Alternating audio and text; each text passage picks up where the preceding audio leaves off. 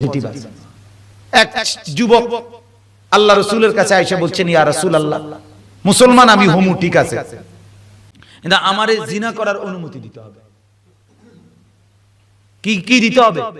নাউজুবিল্লাহ। আমরা হইলে কইতাম কি তেরে লাড়ি দেবো, তার কতক্ষণ হতাই এলা ফিটটা, হ্যাঁ ডাকাইতে কিরে কয়, ঠিক কি না বলেন না কেন? আরে তে কিরে কইলো। আল্লাহ রাসূল সাল্লাল্লাহু আলাইহি ওয়াসাল্লাম তাকে বললেন, যুবক বসো।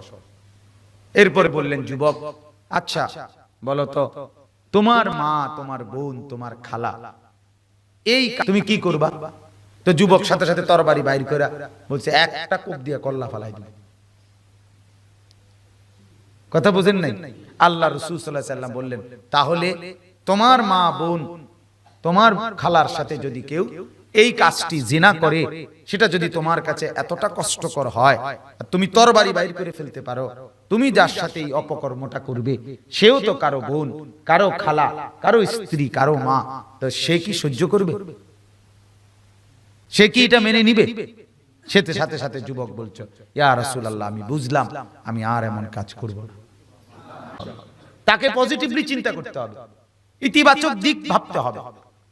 এটা জরুরি বিষয়, এটা জরুরি বিষয়। সাহাবী আয়েশা, আরে আরবি বেদুইন আয়েশা মসজিদে নববীর মধ্যে দাঁড়াইয়া পেশাব করতেছে। সাহাবীরা ওই ওই করে উঠছে, মানে ধরে লাও। আল্লাহ রাসূল বলেছে, মা থামো থামো থামো। এরপরে তার পেশাব শেষ হইছে।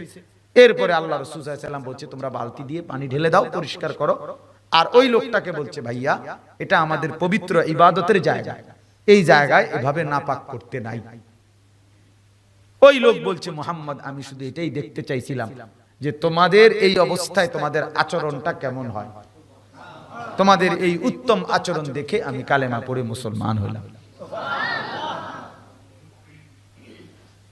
তাহলে আখলাক শিখার আছে, আখলাক কি শিখার আছে।